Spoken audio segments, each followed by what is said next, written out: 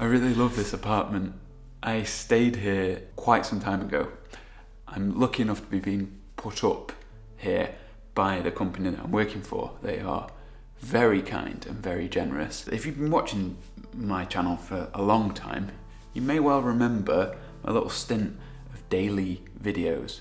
Whilst I was travelling a couple of years ago, I had unbridled energy. Don't know where that came from, it's certainly gone now. But those videos were the last time I stayed here, and it's great because it doesn't have a TV or any distractions. It's just this massive apartment with basically nothing in it. And obviously I have all this camera equipment and not a lot to do in the evenings other than bits of work. So last time I used all that energy to not only work during the day, but also go and explore Vienna and rent bikes and ride around the city, but also make a video every single day and get into capers, like when I was put in shop prison because they thought I'd stolen something.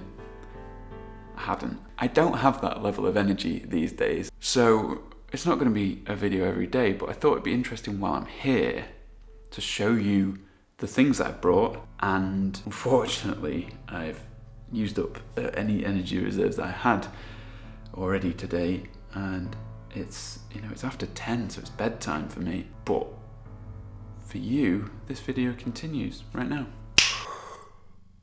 I guess tonight's not a night either. Maybe tomorrow? Yes, today might actually be the day, but some nice weather going on outside, so I think I'm going to take advantage of that. Plus, this creepy fucker caught on surveillance.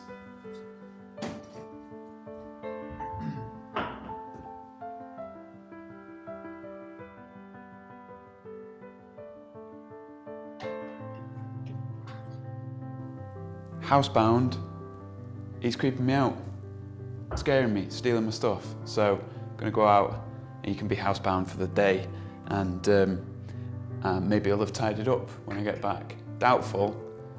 He's got, an IQ of -4 and he lives in the walls, so probably not that much use. I'm gonna go out, I'm gonna go for a hike. It's beautiful out, it's probably freezing, but let's get on with it. Let's go for it, let's do it. I'm done.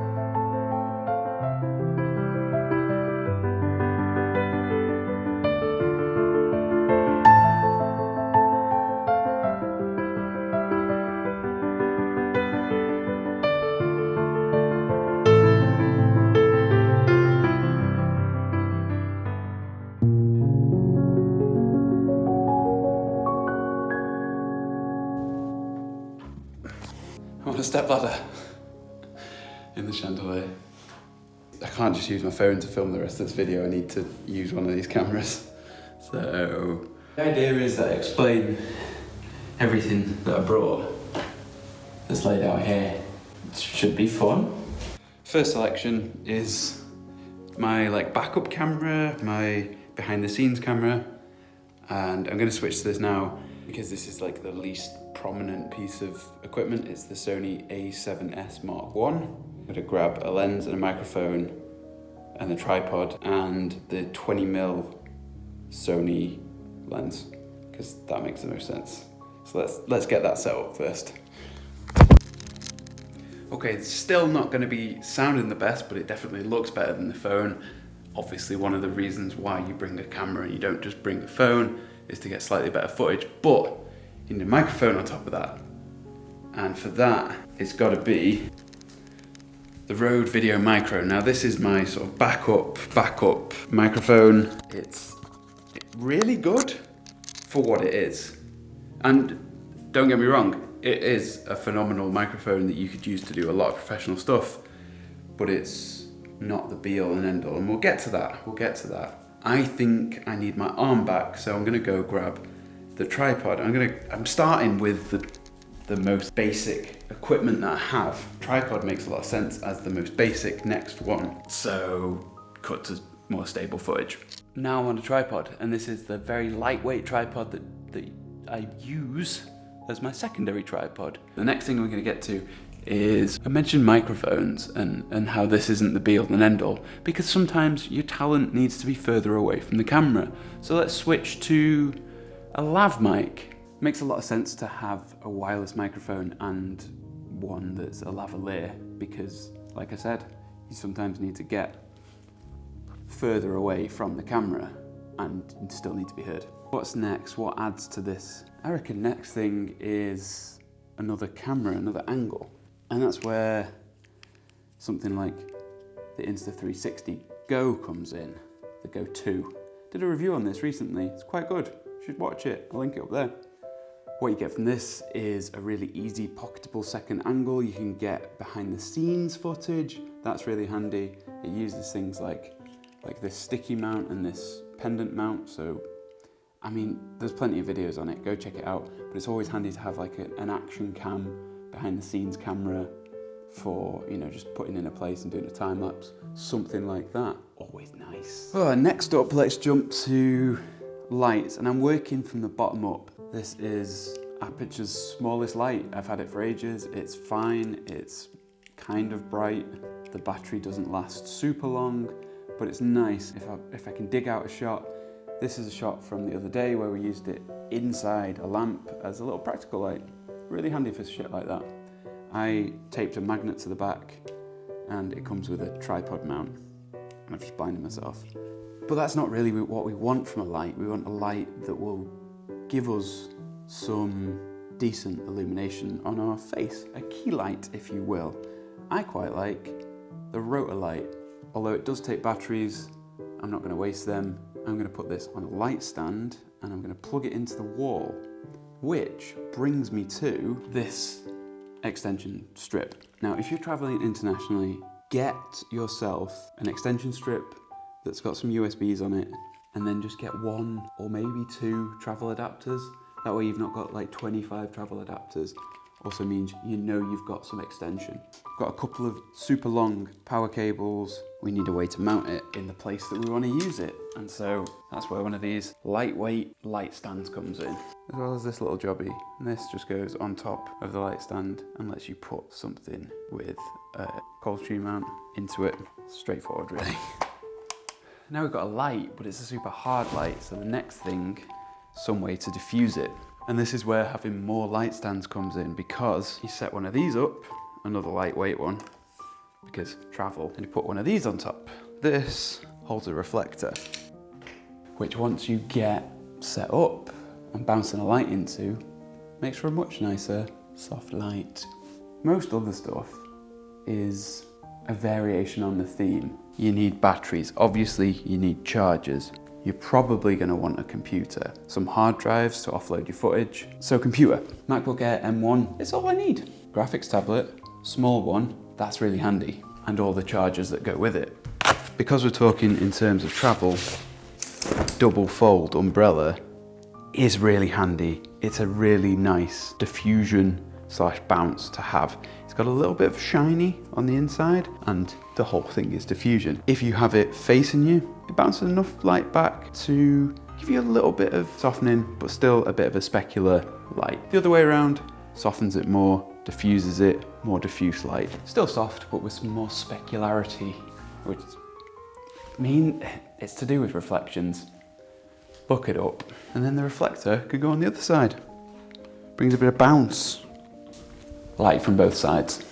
Then the other thing to note about this trip is that it's not just a video trip, there's photography involved as well. So got a couple of hot shoe flashes, some speed lights, 2 of them, good just to have a backup. These take AA's, there's not a lot to say about them. They go on the light stands, they use the same light modifiers, all is well.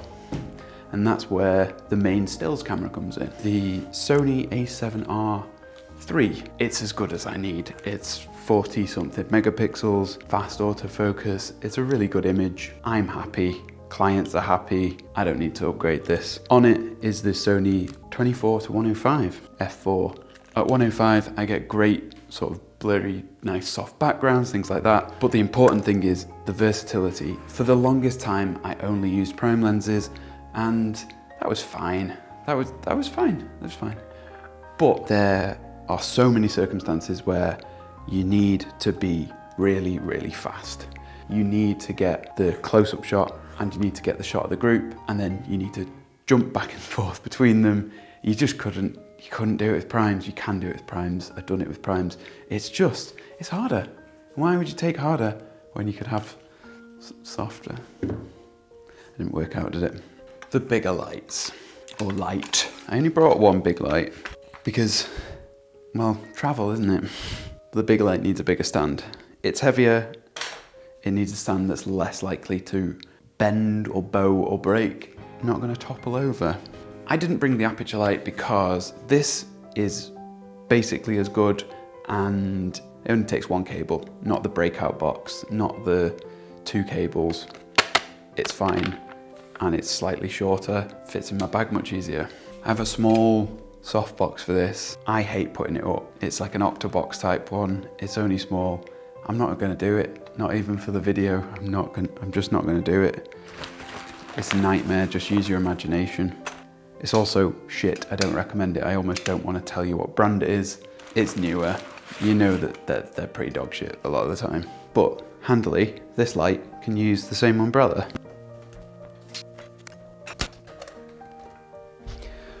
Much more brighter. That then frees up this light stand to be used for audio. The tricky part is, I didn't bring the clamp that secures the boom arm, which, this is my travel one. This is just a cheap boom arm that I cut down so it fits in my bag. I actually cut it down to fit in my old bag, so it could easily be longer. Luckily, for those hot shoe flashes that I mentioned, I have this, which is an adapter from hot shoe flash, so it can go on a light stand and you can use a Bowens mount. This came in handy. I screwed this down on top of a light stand and used it as my boom pole holder, because all a boom pole holder's got to do is hold the boom pole. Handy little quick release to go on the end of the boom pole, and it's not stupid if it works. That whole bit, I put the big light on, didn't I? And I forgot to change. Forgot to change the exposure. So what microphone? I don't hear anyone asking. I like to use the Rode NTG3. I did a review on it, no one watched it. Fun times. Now what are these two? Wind protection, effectively. I think you kind of get the idea with this one. It goes on when you're outside and it's pretty windy. This one, on the other hand, kind of feels a little bit redundant. Why not just use the big one on this? Or in fact, why not just use it bare? Especially if you're inside, maybe, just use it bare. Well, that's all well and good if it's still. If it's still, golden, just use it like this. This goes on here if you're doing a little bit of booming and you're just moving it a little bit. This will help any slight wind noise from literally, just moving it like this. Probably not going to get any, but if I've got it up on a boom pole and I'm going to be moving it, I'll put that on. But what am I going to, in fact, you're over there now. What am I going to put the audio into? Well, I've got a nice long XLR cable. The thing is, I don't have an audio recorder. No, I don't have an audio recorder. What I do have is a video camera. Yes, this is a video camera. I'm sure you've heard lots of people call them cinema cameras. It's a video camera. It's a camera that does video. This is a Sony A7s Mark I, but with the upgrades. So this can shoot ProRes RAW, which is nice, but it can also take XLR inputs. In fact, 2 if you put the top handle on it. This is obviously, in that case, my main video camera. And I basically always have a 35mm adapter on one of the XLRs, because this thing, I always forget it if I don't have it actually plugged into it. This also has a handle for the side, Peak Design camera strap. My favorite camera strap that I've ever owned. It's really easy to adjust and it's really easy to take on and off, which is super important, because that's why I used to hate camera straps, because they're always on.